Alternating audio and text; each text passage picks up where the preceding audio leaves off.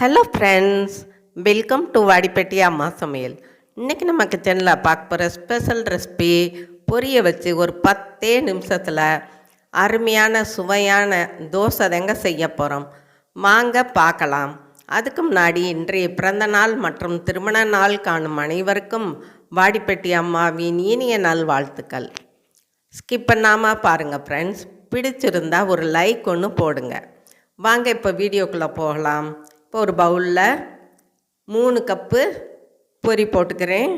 நீங்கள் உங்களுக்கு தேவையான பொரி சேர்த்துக்கலாம். இப்போ இதை தண்ணி ஊற்றி அப்படியே ஊற வச்சுருவோம். ஒரு 5 நிமிஷத்தில் ஊற வச்சுருவோம். பாருங்கள்,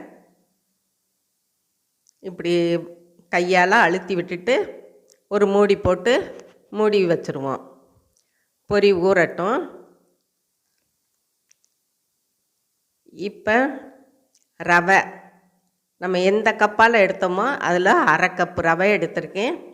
அதுக்கும் தண்ணி ஊற்றி ஊறட்டும். இது கூட பாருங்கள், இப்போ ஊறிடுச்சு. இந்த பொரியை நல்லா புழிஞ்சு எடுத்துக்கலாம். நீங்கள் ஃபஸ்ட்டு போடும்போது பொரி நிறையா இருக்கும். 3 கப்புக்கு ஊறின முன்னாடி கம்மியாகத்தான் இருக்கும். அதனால தான் ரவை சேர்க்குறது. பாருங்கள், இப்போ கொஞ்சமாக தண்ணி ஊற்றி நல்லா பேஸ்ட்டாக அரைச்சிட்டு வந்துடலாம். இப்போ அரைச்சாச்சு. அதை ஒரு பவுலில் சேர்த்துக்கிடுவோம். இந்த மாதிரி நீங்கள் பொரியை அரைச்சிக்கங்க. இதுதான் நமக்கு மாவு. இப்போ ரவையும் நல்லா ஊறிடுச்சு 5 நிமிஷத்தில். அதையும் நம்ம முடிஞ்ச மட்டுக்கு அரைச்சிட்டு வந்துடலாம். பாருங்கள், கொஞ்சமாக தண்ணி சேர்த்துக்கலாம். இப்போ மூடி போட்டு அரைச்சிட்டு வந்துடலாம். இப்போ இந்த பொரியை அரைச்சதோட இந்த ரவை அரைச்சதையும் நம்ம சேர்த்துக்கலாம்.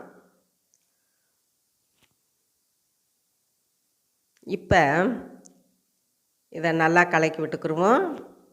பாருங்கள், இது கூட ஒரு 3 ஸ்பூன் பச்சரிசி மாவு பைண்டிங்க்கு நல்லா மொறுமொறுன்னு வரும் இந்த தோசை. அதுக்காக தேவையான உப்புத்தூளும் போட்டுக்கலாம். இப்போ பொரி, ரவை, பச்சரிசி இந்த 3மே நம்ம சேர்த்துருக்கிறதுனால சூப்பராக இருக்குங்க. தோசை நல்லா சாஃப்டாக இருக்கும்.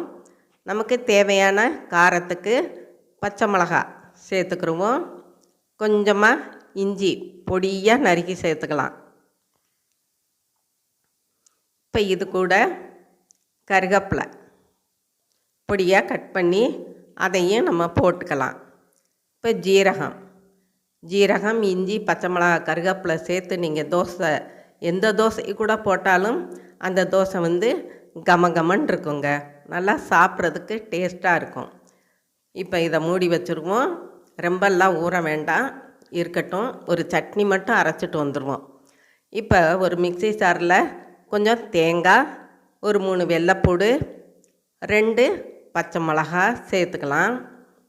இது கூட கொஞ்சமாக பொரிகடலை சேர்த்துக்கிடுவோம். தேவையான உப்பு, உங்களுக்கு தேவைன்னா புளியும் நீங்கள் சேர்த்துக்கலாம். நான் இன்றைக்கி புளி சேர்க்கலாம். இப்போ அரைச்சிட்டு வந்தாச்சு. அதை ஒரு கிண்ணத்துக்கு மாற்றிக்கலாம். பாருங்கள், உங்களுக்கு வேறு எந்த சட்னி வேணாலும் இந்த தோசைக்கு சூப்பராக இருக்குங்க. இப்போ கொஞ்சமாக தண்ணி சேர்த்து கலக்கி விட்டுக்கலாம். விருந்தாடி வந்தாலும் சரி, இட்லிக்கு மாவு இல்லாட்டியும் சரி, நீங்கள் இந்த மாதிரி பொரி இருந்துச்சுன்னா வீட்டில் சட்டுன்னு தோசை செஞ்சிடலாம். வெங்காயம்லாம் போட்டு ஒரு அருமையான தாளிப்பு கொடுத்தாச்சு சட்னிக்கு. இப்போ பாருங்கள், மாவை நல்லா கலந்து விட்டு எடுத்து வச்சுருக்கோம். இப்போ ஒரு தோசை சட்டியை நம்ம அடுப்பில் வச்சு நல்லா காயட்டும்.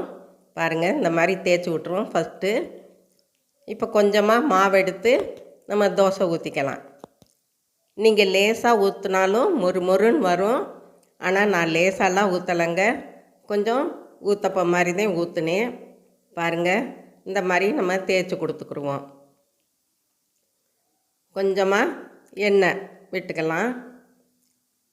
இப்போ பாருங்கள், ஒரு புறம் நல்லா வெந்துருச்சு. இதை திருப்பி போட்டுக்கலாம்.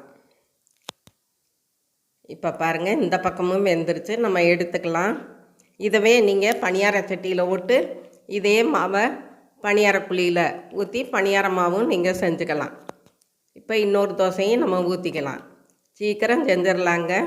அதே டயத்தில் டேஸ்ட்டாகவும் இருக்கும். நம்ம எத்தனை தோசை சாப்பிட்றோங்கிறதே தெரியாது. அந்த அளவுக்கு டேஸ்ட்டாக இருக்குங்க. அரிசி மாவு தோசையை விட இது நல்லாயிருக்கும். பாருங்கள், இப்போ எண்ணெய் ஊற்றியாச்சு. சீக்கிரமாகவும் வெந்துடும். இப்போ ஒரு பக்கம் வெந்தாச்சு, திருப்பி போட்டுக்கிடுவோம். மாவு இல்லாதப்போ நீங்கள் சிரமமே பட வேணாம்.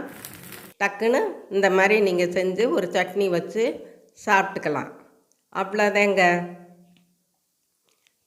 நம்மளோட பொரி தோசை சட்டுன்னு ஒரு 10 நிமிஷத்தில் சும்மா ஜம்முன்னு செஞ்சாச்சு.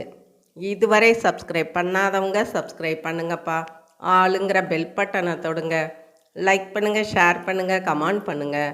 நீங்களும் உங்கள் வீட்டில் ட்ரை பண்ணுங்கள், சாப்பிடுங்க, சந்தோஷமாக இருங்க. நன்றி, வணக்கம்.